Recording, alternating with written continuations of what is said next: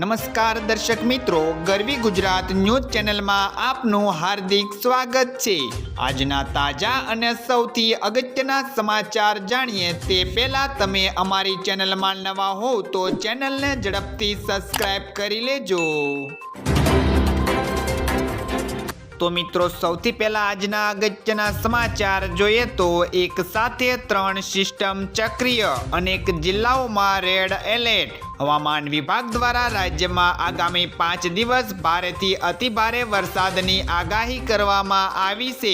આજે રાજ્યના અમરેલી, ભાવનગર, વડોદરા, ભરૂચ, સુરત, નવસારી, વલસાડ સહિતના જિલ્લાઓ તેમજ કેન્દ્ર શાસિત પ્રદેશો જેમની અંદર દમણ અને દાદરાનગર હવેલીમાં રેડ એલર્ટ જારી કરવામાં આવ્યું છે, ત્યારે આગામી 48 કલાક દરમિયાન રાજ્યમાં ભારેથી અતિભારે વરસાદની સંભાવના પણ વ્યક્ત કરી છે।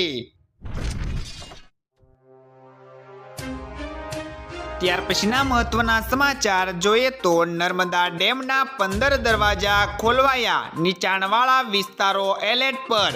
ગુજરાતની જીવાદોરી ગણાતા એવા સરદાર સરોવર બંધની સપાટીમાં સતત વધારો જોવા મળી રહ્યો છે।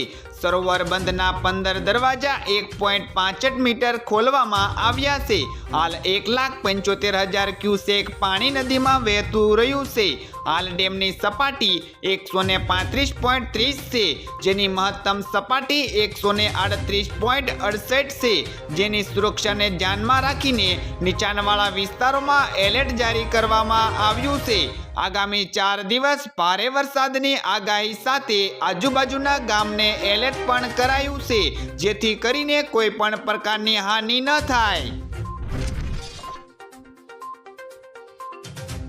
ત્યાર પછીના સમાચાર જોઈએ તો એક શેર પર 19 રૂપિયાનું ડિવિડન્ડ આપશે આ કંપની। હિન્દુસ્તાન ઝીંક ફરી એકવાર ડિવિડન્ડ આપી રહી છે।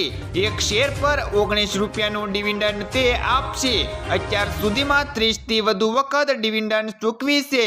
આ કેલેન્ડરમાં કંપનીની બીજી વખત ડિવિડન્ડ ચૂકવી રહ્યું છે। અગાઉ મે મહિનામાં કંપનીએ એક્સ ડિવિડન્ડ સ્ટોક તરીકે વેપાર કર્યો। બીએસઈ લગભગ 1% ઘટાડા સાથે 513.90 રૂપિયાના સ્તરે બંધ થયો હતો। 6 મહિનામાં આ કંપનીના શેરની કિંમતમાં 65% વધારો થયો છે।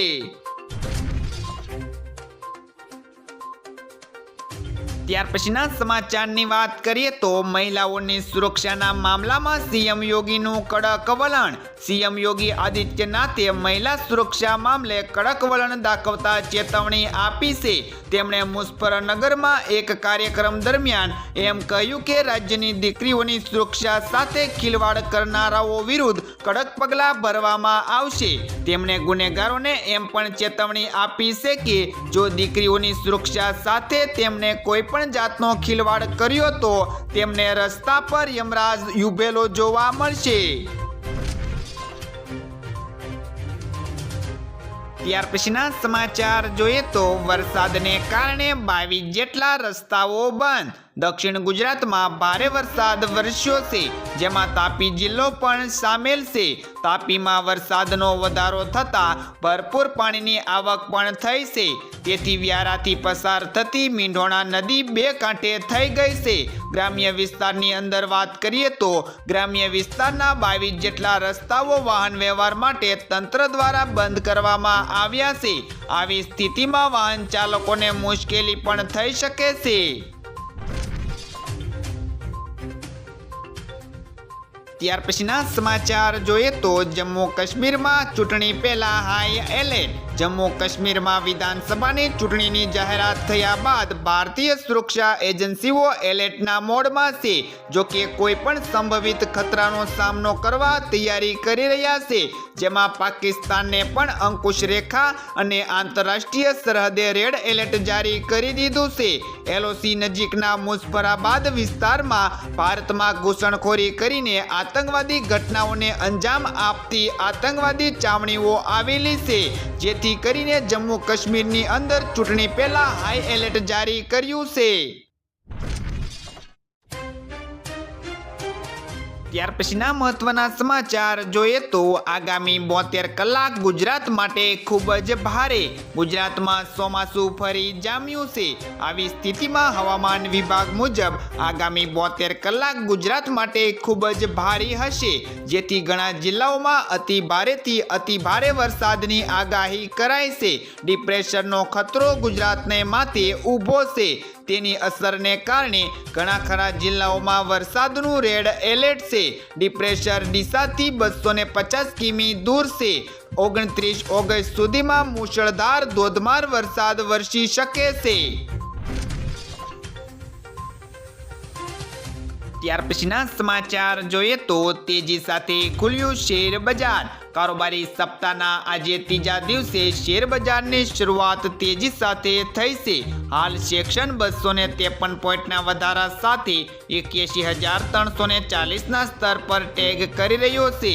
જ્યારે નિફ્ટીની વાત કરીએ તો નિફ્ટી 64 પોઈન્ટના વધારા સાથે 24,887ના સ્તર પર કારોબાર કરી રહ્યો છે. જીઓ ફાઇનાન્શિયલ સર્વિસ, ઓએનજીસી, ટેક મહિન્દ્રા અને વેદાંતા એ ટોપના ગેનર્સની અંદર શામેલ છે. જ્યારે લૂઝરની અંદર વાત કરીએ તો Apollo hospital, Bajaj holdings, Adani powers અને ટોટેટ ફાર્મા એ ટોપના લૂઝરની અંદર શામેલ છે. ત્યાર પછીના સમાચારની વાત કરીએ તો રંગીલા રાજકોટના લોકમેળાને લાગ્યું ગ્રહણ. રાજકોટમાં રેડક્રોસ મેદાનમાં 23 ઓગસ્ટથી લોકમેળાનો પ્રારંભ થયો છે, પરંતુ આ મેળામાં લગાવવામાં આવતી 31 જેટલી રાઇટર રહેશે કે નહીં તેના પર આ સવાલો ઊભા થઈ રહ્યા છે. મેળામાં ચકડોળ રહેશે કે નહીં તે બાબતે કલેક્ટર પ્રભવ જોશીએ જણાવ્યું હતું કે મેળામાં આવતા લોકોની સુરક્ષા સાથે કોઈ પણ પ્રકારની બાંધછોડ કરવામાં આવશે નહીં. લાઇસનિંગ ઓથોરિટી પાસે લાયસન્સ મેળવ્યા બાદ જ રાઇટર ચાલુ કરી શકાશે. ત્યાર પછીના સમાચાર જોઈએ તો BSNLનો સસ્તો પ્લાન, 105 દિવસની વેલિડિટી. BSNL તેના ગ્રાહકોને તહેવારોમાં ખુશીઓ વેચી રહ્યું હોય તેવું લાગી રહ્યું છે. રિચાર્જ પ્લાન મોંઘા થયા બાદ હવે માર્કેટમાં BSNLની બોલબાલા વધી ગઈ છે. BSNL તેના ગ્રાહકો માટે એક સસ્તો પ્લાન લોન્ચ કર્યો છે. આ પ્લાન હેઠળ 105 દિવસ સુધી 2 GB ડેટા, દરરોજ 100 SMS અને ફ્રી કોલિંગની સુવિધા મળશે. જો તમે BSNL ગ્રાહક હોય તો તમારા પ્લાનનો લાભ મેળવવા માટે ₹766નું રિચાર્જ કરવું પડશે.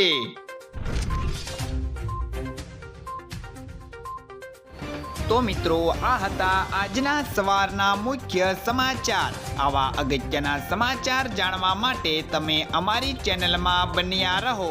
આભાર.